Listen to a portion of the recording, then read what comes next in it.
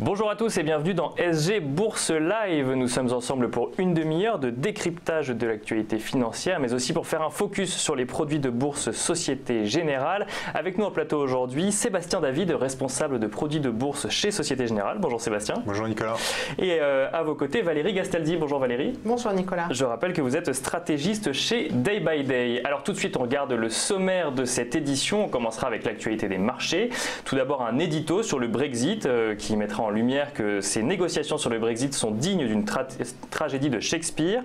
On fera ensuite un focus sur l'agenda de la semaine avec les publications économiques, qu'elles soient macro ou micro. Et ensuite, on regardera un point d'actualité à surveiller. S'en suivront donc un focus sur les produits de bourse Société Générale et notamment les varants. Et on analysera ensuite les tendances de marché avec Valérie avant de clôturer cette émission avec un proverbe boursier comme à notre habitude. SG Bourse Live, c'est parti.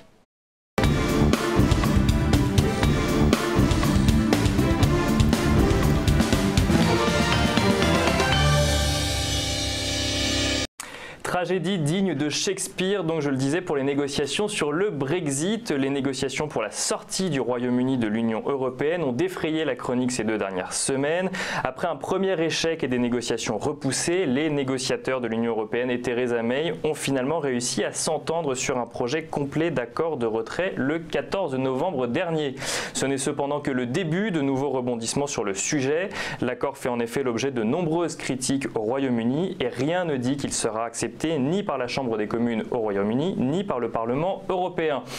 Au Royaume-Uni, tout d'abord, l'accord est loin de faire l'unanimité. Il a d'ailleurs entraîné la démission de 5 ministres du gouvernement de Theresa May. Le point d'orgue de ce désaccord concerne la frontière entre l'Irlande du Nord et le Royaume d'Irlande. En effet, un scénario de Brexit dur entraînerait de facto la création d'une frontière physique entre la province du Royaume-Uni et l'État indépendant. Scénario que souhaite à tout prix éviter le gouvernement anglais. Cette frontière a ainsi pesé dans la balance des négociations et a abouti à un accord de Brexit doux. Dans celui-ci, le Royaume-Uni resterait dans son intégralité au sein de l'Union douanière européenne. Une position refusée dans un premier temps par les Européens, mais qu'ils ont fini par accepter à 2 conditions. D'abord, que Londres ne puisse pas quitter cet accord de façon unilatérale et qu'un comité soit mis en place si jamais l'accord était dénoncé par le Royaume-Uni par la suite, ce qu'on appelle donc le filet de sécurité.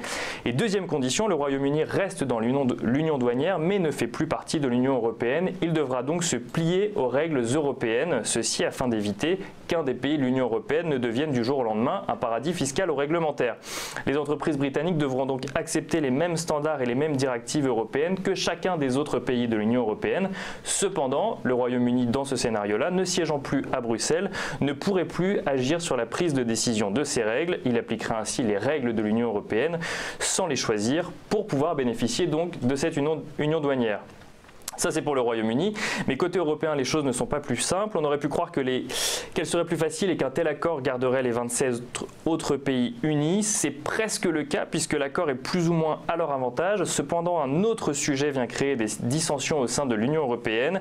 C'est la situation de Gibraltar, une enclave britannique dans le sud de l'Espagne.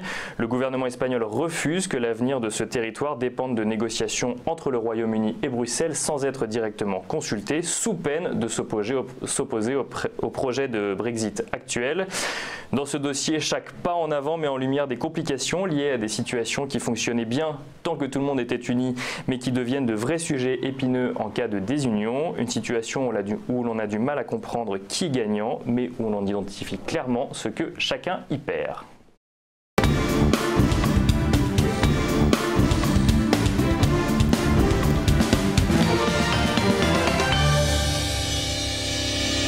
Alors on regarde maintenant l'agenda économique et on commence avec les indicateurs macroéconomiques aux États-Unis. Tout d'abord, on suivra les indicateurs économiques avancés sur le mois d'octobre et également l'indice de confiance de l'Université du Michigan pour le mois de novembre. En Europe, 3 indicateurs importants sont attendus. Le climat des affaires en France pour le mois de novembre, le compte-rendu de la politique monétaire de la Banque centrale européenne pour le mois de novembre également et la confiance des consommateurs pour le mois de novembre. Côté entreprise, quelques publications trimestrielles à attendre d'ici la fin de semaine. Rémi Cointreau, tout d'abord, Parrot, Soitec ou encore LDC Group. Et enfin, l'actualité qu'il ne fallait pas manquer cette semaine, le groupe Renault, Nissan, Mitsubishi est dans la tourmente suite à l'arrestation du PDG du groupe Carlos Ghosn à Tokyo pour fraude fiscale. Le groupe vit un moment un peu compliqué. Le ministre de l'économie Bruno Le Maire a ainsi demandé hier à Renault de mettre immédiatement en place un intérim. Le conseil d'administration du groupe a donc décidé ce matin de donner la direction exécutive de Renault à Thierry Bolloré, le numéro 2 du groupe. En ce qui concerne la partie Nissan, le groupe doit se prononcer demain matin, jeudi, sur le limogeage de son président, et Mitsubishi Motor entend également se démettre rapidement selon les termes du groupe. Voilà pour l'actualité des marchés, et dans quelques instants, on passe au focus sur un produit de bourse avec Sébastien David.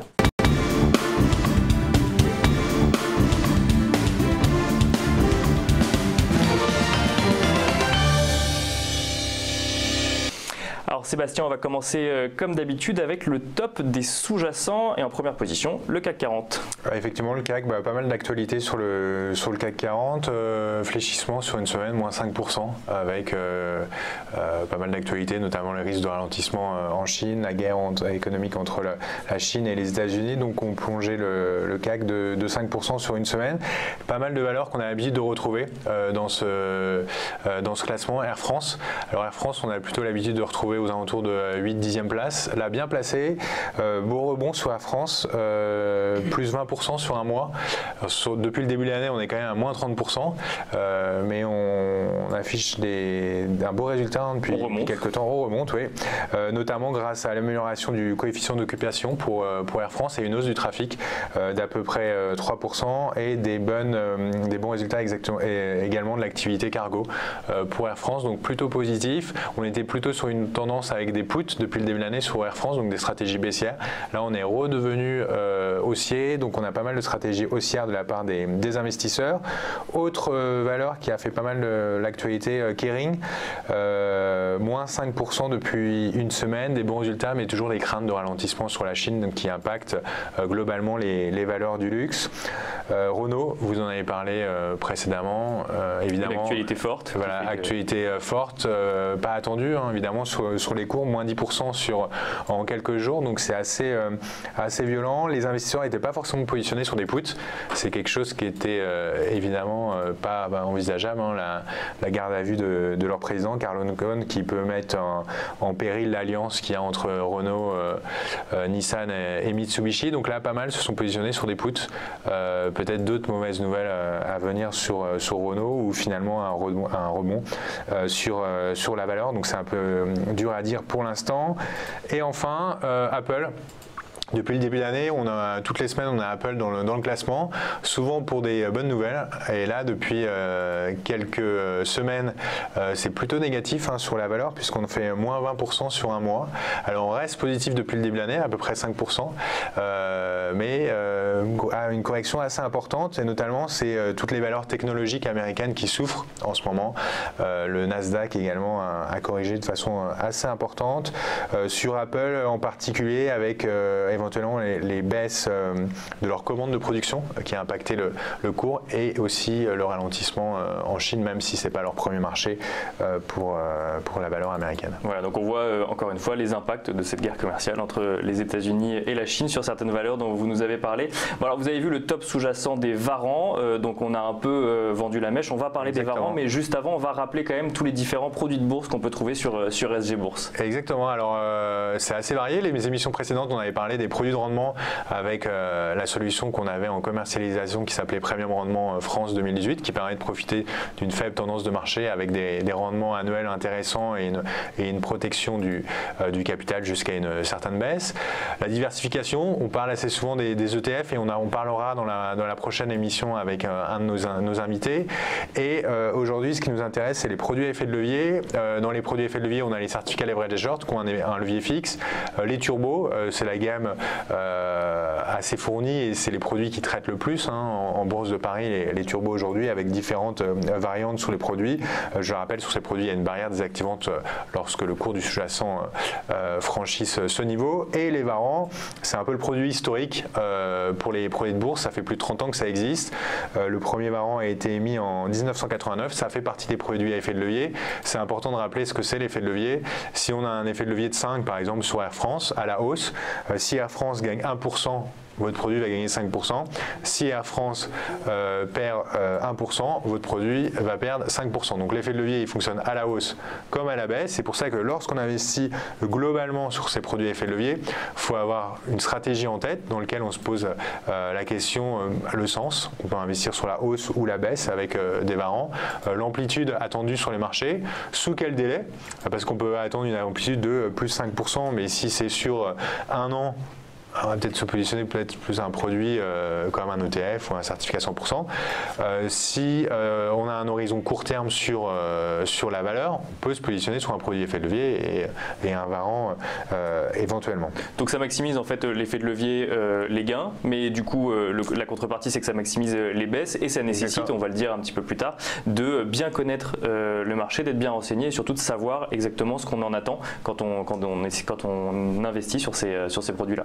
Exactement, c'est pour ça que je disais, il faut avoir son scénario en tête dans lequel on se pose le sens, l'amplitude, le délai, donc bien suivre sa position et aussi l'invalidation, parce que si ça ne va pas dans le sens qu'on avait attendu, qu'est-ce qu'on fait, sachant que ces produits, on peut perdre l'intégralité de son capital investi. Si on a investi 5 000 € en varan, on peut perdre ces 5 000 €. Donc il faut faire attention, il faut sortir éventuellement si le marché ne va pas dans le sens attendu. Et on voit que sur ces produits, comme à l'écran, il y a deux scénarios possibles, le scénario haussier avec les varans call et le scénario baissier avec les varans put. Alors on peut peut-être justement redéfinir ce qu'est un varan, parce que là on parle des risques et des opportunités. Un varan, concrètement, qu'est-ce que c'est? C'est en fait je dis je pense que le marché va monter ou je pense que le marché va baisser et je mets une option dessus en fait. Voilà, exactement. Enfin, le marché en fait, ou le sous-jacent. Exactement. Dans la définition, ça donne le droit d'acheter un sous-jacent à un prix déterminé, donc on appelle strike ou prix d'exercice, à une date déterminée, qu'on va appeler la date d'échéance.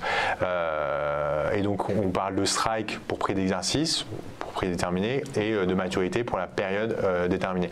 Donc évidemment il y a différentes variables qui va interférer sur le prix du varan, et il y a deux valeurs qu'on voit dans le varan. Il y a une valeur intrinsèque qui est simple à calculer. Là à l'écran on a le call Air Liquide dans lequel on voit une valeur du varan à 1,50 €. En fait, pour calculer la valeur intrinsèque, c'est le cours du sous-jacent moins le prix d'exercice divisé par la parité. Donc là dans l'exemple on fait 110 moins 100 divisé par 10, donc 110 moins 100 ça nous fait 10, 10 divisé par 10 ça nous fait bien 1 €. Ça va, on y arrive tous. Voilà, on y arrive tous. Et il y a une valeur temps, ce qu'on appelle la valeur spéculative du varan. En fait, c'est la probabilité qu'on a d'atteindre le prix d'exercice d'ici l'échéance du produit. Sachant que cette valeur temps, à l'échéance du produit, elle est nulle, elle vaut 0. Donc plus on s'approche de l'échéance, plus cette valeur temps va diminuer. Et on dit en fait que les varans, c'est un actif périssable, puisqu'à la fin, il n'y a plus de valeur temps sur le produit, il y a uniquement cette valeur intrinsèque. Donc en général, à la Société Générale, on conseille de ne pas attendre l'échéance du produit. Voilà, il faut sortir avant du coup. Évidemment, il faut ressortir avant, parce que quand vous l'achetez avec cette valeur temps. Quand vous le revendez, vous allez le revendre avec cette valeur temps, sauf si vous attendez l'échéance du produit. Donc pour recalculer la valeur intrinsèque, là c'est simple, c'est le cours du sous-jacent moins le prix d'exercice divisé par la parité pour un call, pour la stratégie haussière, et pour un put, c'est le prix d'exercice moins le cours du sous-jacent divisé par la parité. À l'échéance, si par exemple là on était à 90 € sur Air Liquide, le produit vaut 0 parce que 90 moins 100, ça nous fait une valeur négative. Alors sachant qu'on n'a pas de valeur négative sur les varans. Justement, quand j'ai pris un call, mettons sur Air Liquide, à échéance le 15 juin 2018, donc je l'ai forcément pris avant. Ouais. Là on peut parler de 15 juin 2019 par exemple. 15 juin 2019, j'ai payé 100 € au départ. Non, vous allez payer 1,50 € au départ. Vous ne payez pas la valeur de Air Liquide, vous payez la valeur de votre varan. Et en fait, le varan, c'est une fraction, d'où la parité, du cours d'Air Liquide. Et ensuite, plus je me rapproche effectivement de la date d'échéance, plus du coup la valeur temps se réduit et Exactement. Potentiellement je récupérerai qu'1 € au départ alors que j'ai payé 1,50 €. Alors ça c'est dans le scénario où Air Liquide ne bouge pas. En fait, quand on investit sur ce produit, ça veut dire qu'on a une anticipation haussière sur Air Liquide. Donc si on pense que Air Liquide ne va pas bouger, il ne faut pas se positionner sur un Effectivement, varan parce c'est pas que le bon produit. c'est pas le bon produit parce que à ce moment-là, il faut mieux acheter des actions et attendre éventuellement de toucher les dividendes et se dire j'ai une valeur de rendement dans mon portefeuille. Là, c'est pas le but. Le but, c'est se dire moi, je suis haussier sur un liquide, au lieu de gagner 1% quand un liquide gagne 1% avec l'action, là, j'ai un effet de levier un petit peu plus important, peut-être de 4 ou 5, donc je multiplie par 5 les performances. Donc si Air Liquide vaut 120, vous l'avez acheté aujourd'hui, le lendemain, on va être à peu près sur la même valeur temps. Donc on fait 120 moins 110 divisé par 10, ça nous fait 2 euros, plus la valeur temps à 50 centimes, ça nous fait 2,50 euros. Et donc c'est là où on retrouve l'effet de levier, où on voit la performance du varan. Parce qu'on achète quelque chose qui est beaucoup moins cher que l'action et sur lequel on a un effet de levier. Alors évidemment, le risque, c'est que Air Liquide baisse, et si on a 100 euros sur Air Liquide, on comprend bien que on n'a plus de valeur intrinsèque, on a uniquement la valeur temps, et si on attend l'échéance, on n'a même plus cette valeur temps, donc le produit vaut 0. Et du coup, par contre, si Air Liquide baisse, dans ce cas, on pourrait imaginer aller sur un put plutôt que sur un call, et comme ça, en fait, on aurait le même fonctionnement, mais à la baisse. Exactement. Alors si on est plutôt baissier sur un liquide, et donc c'est pour ça que, par exemple, quand Valérie va faire sa sélection, si elle est baissière sur une valeur, on va sélectionner un put, et ce put va se valoriser quand le cours du sous-jacent baisse. Alors du coup, on l'a vu, effectivement, en fait, on a un peu pris d'avance. Donc quand le cours du sous-jacent augmente, on prend un call. Si ça monte, on est dans le vert, j'ai envie de dire. Par contre, si ça descend, on est dans le rouge. Exactement. Alors il y a d'autres paramètres sur lesquels il faut faire attention. La volatilité. La volatilité, en fait, c'est les amplitudes qu'on attend sur le sous-jacent. Si celle-ci augmente, ça va être positif pour un varan parce que ça veut dire qu'on a plus de chances d'atteindre ce fameux prix d'exercice. Donc ça va être positif pour un call et également pour un put. Par contre, quand celle-ci baisse, ça va être négatif dans les deux cas.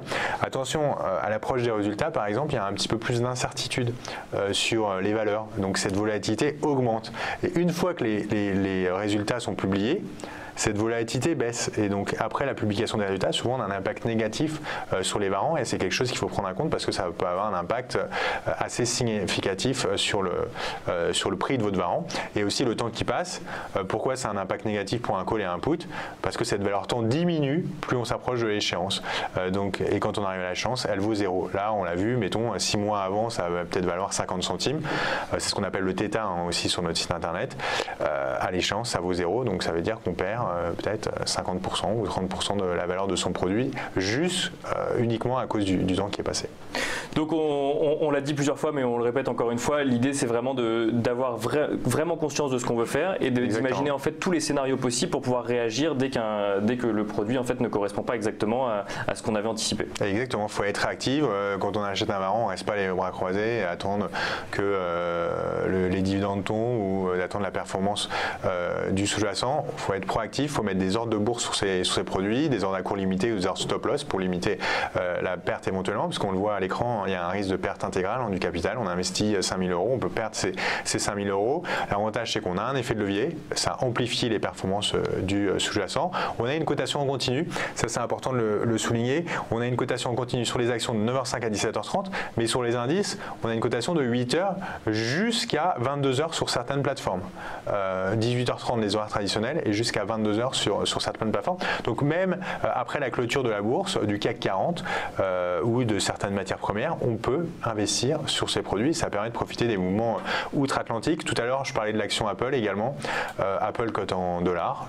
Il y a un impact du taux de change sur les varans. Si le dollar monte par rapport à l'euro, ça va être positif. Si le dollar baisse par rapport à l'euro, ça va être négatif. Donc évidemment, bien le prendre en compte lorsqu'on investit sur ces produits.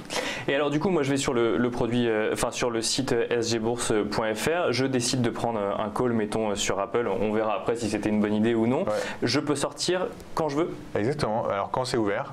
Quand c'est ouvert, ouais, c'est ça. Si c'est à minuit, ça ne va pas être possible. Mais oui, quand les marchés, quand votre varan est ouvert, vous pouvez sortir à tout moment, l'acheter, le revendre à tout moment sans aucun problème.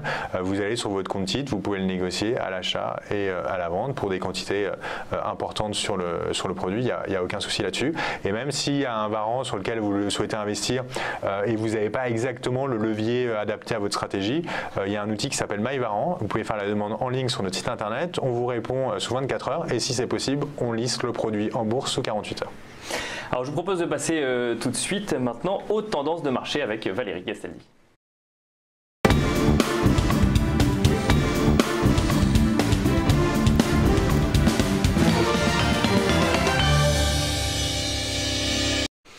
Alors Valérie, on va regarder avec vous plusieurs tendances. On va être en France, puis ensuite on va aller un petit peu aux États-Unis au niveau des valeurs, mais on commence avec le CAC 40. Oui, alors d'abord, voilà, j'avais pas bien préparé mon écran. Voilà, il est mieux comme ça. C'est bon, on le voit bien. Bon, d'abord, première constatation, on l'a déjà dit les semaines passées, nous sommes en Europe sur les indices européens dans des tendances qui sont maintenant baissières, puisque nous avons une succession de creux et de sommets qui sont systématiquement plus bas. Et vous voyez que quand on enfonce un support, eh bien, on n'arrive pas à le dépasser après. Hein, donc c'est vraiment la définition typique d'une tendance baissière. On a une polarité baissière qui est en cours. La polarité, c'est ça. Le support devient résistance. Alors, on a rejoint hier le dernier creux connu pour le CAC pour 2018 à 4896, un petit peu moins, 4896 quelque chose.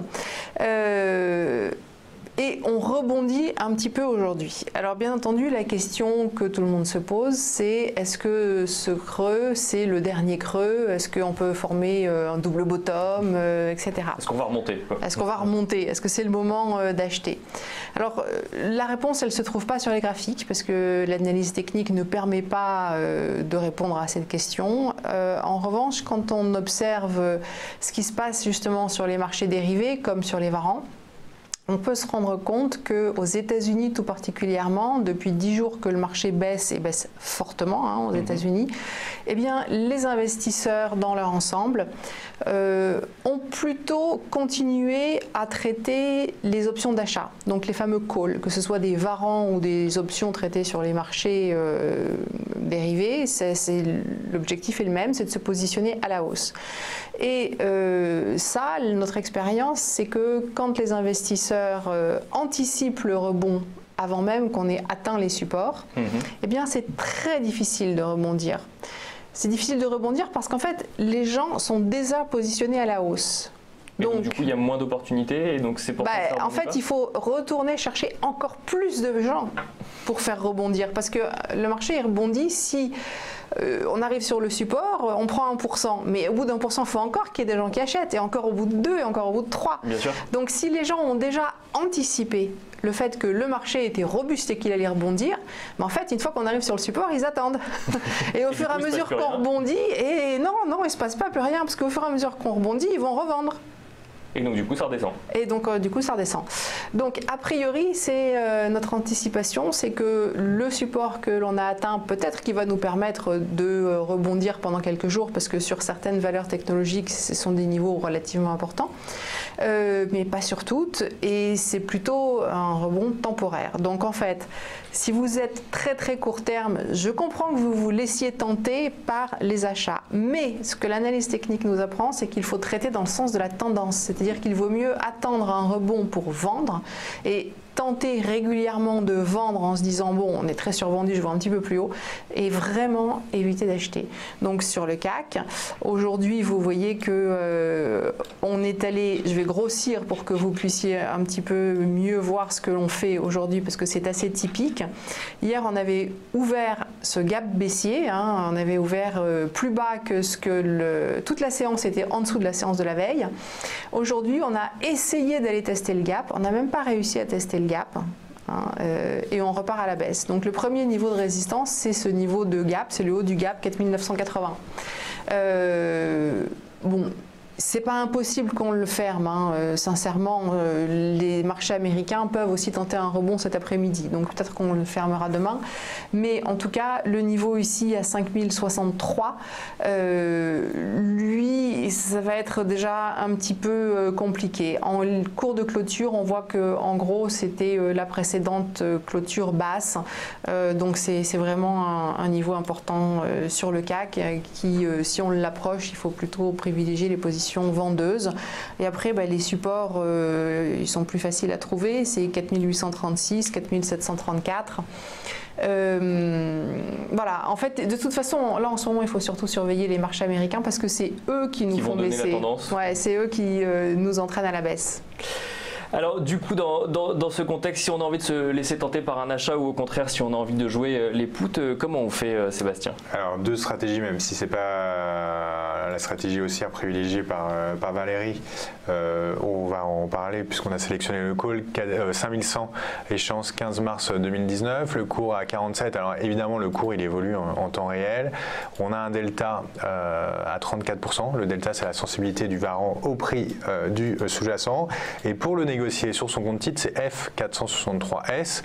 Si on suit plutôt la tendance de Valérie, on va se positionner sur un put, 4800 points, même échéance, cours à 78 centimes, delta moins 40. À la Société Générale, on recommande plutôt des deltas, donc cette sensibilité entre 30 et 60% pour un call et moins 30 et moins 60% pour un put. Et le mémonique pour le négocier sur votre compte titre, le F478S. Alors ça c'était du coup pour les marchés français, pour le CAC 40. On passe maintenant sur des valeurs technologiques américaines avec Amazon et Facebook, Valérie.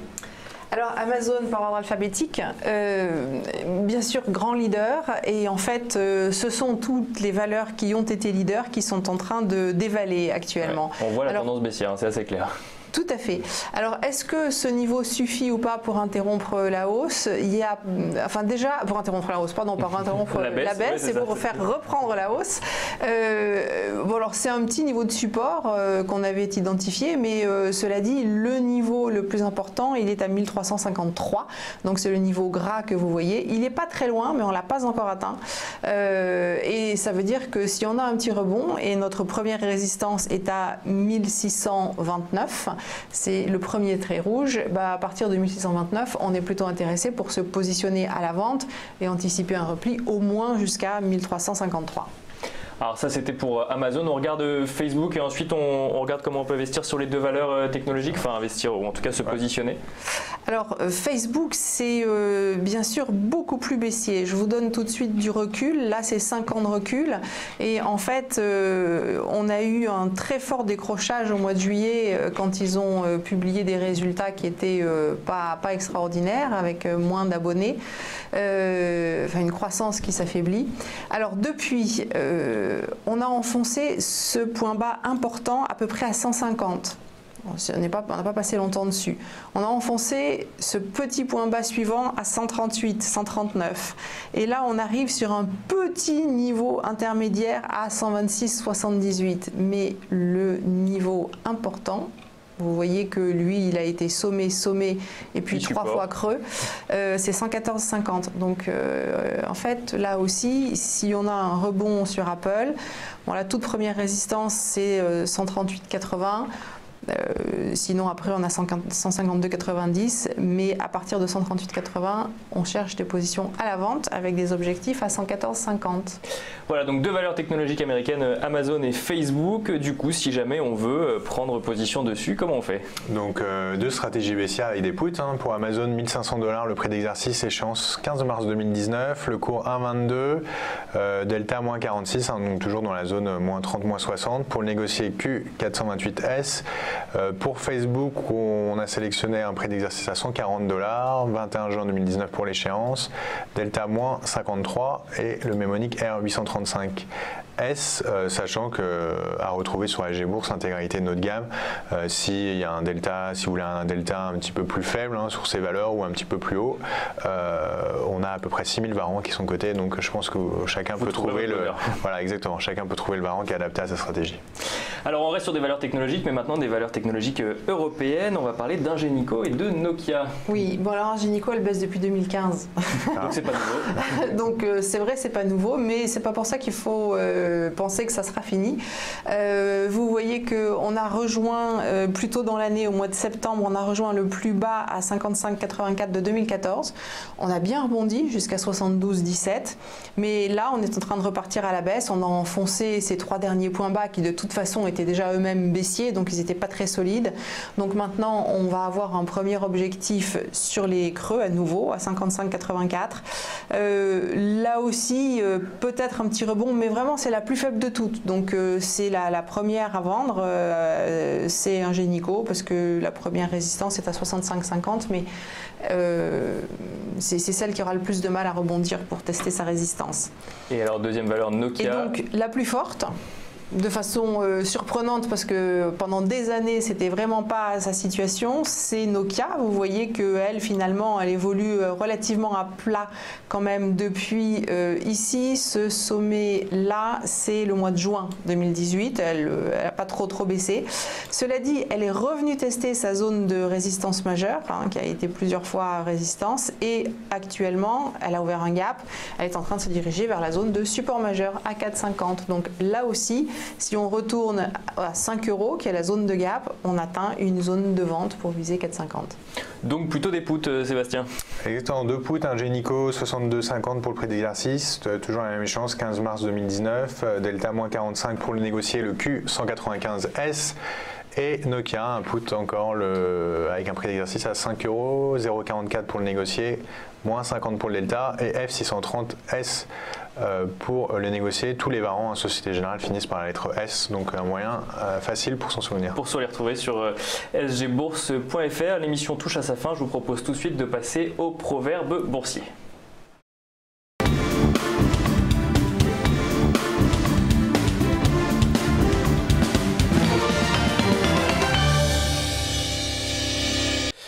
Et un proverbe tout à fait d'actualité avec ce qu'on vient de dire juste avant. Quand on est dans un trou, la pire chose à faire est de continuer à creuser. Un proverbe que nous devons à Warren Buffett. Qu'est-ce que ça vous évoque, Valérie? Eh bien, c'est très simple. Quand on a une position sur laquelle on perd de l'argent, la pire des choses à faire, c'est de la garder dans la baisse et même de la renforcer, parce qu'il y a beaucoup de gens qui se disent oh, bah, je vais en racheter, ça a bien baissé, on a perdu 50%, je vais faire une moyenne à la baisse, ça ira mieux demain et donc je vais me refaire. Eh bien non, justement, il faut abandonner l'histoire. Il faut sortir. Dire qu'on va placer ses capitaux sur quelque chose qui a une tendance qui est plus forte. Sébastien, qu'est-ce que ça vous évoque dans le cadre des varants notamment? Non, mais la même chose que Valérie. Souvent, on a des clients qui ont une position perdante et justement qui ne font pas les scénarios d'invalidation. Qu'ils avaient prévu au départ en plus. Voilà, qu'ils avaient prévu au départ. Mais souvent, c'est toujours difficile de vendre quand on a une ligne rouge sur son portefeuille. On a plutôt envie de la garder et espérer qu'elle devienne verte. Mais souvent, elle reste rouge et elle devient rouge vif, donc cette position. Donc, on a éventuellement des investisseurs qui font de la moyenne à la baisse. Donc qui rachètent des positions, donc ça fait baisser le prix de revient et en fait les pertes s'accumulent et souvent on a des pertes extrêmement importantes. Donc le mieux c'est de sortir de sa position et éventuellement de se repositionner sur un autre produit ou attendre des meilleures opportunités. Voilà, donc ne continuez pas à creuser, c'est ce que nous dit Warren Buffett. Merci beaucoup Valérie, merci Sébastien pour vos expertises. Nicolas. Nous vous rappelons que vous pouvez retrouver toutes les informations sur les produits de bourse Société Générale sur sgbourse.fr et vous pouvez également y retrouver tous les replays de ces émissions. Et je vous donne rendez-vous dans 2 semaines en direct sur Téléfinance, donc mercredi en 8, de midi à midi et demi. Merci de nous avoir suivis et à bientôt.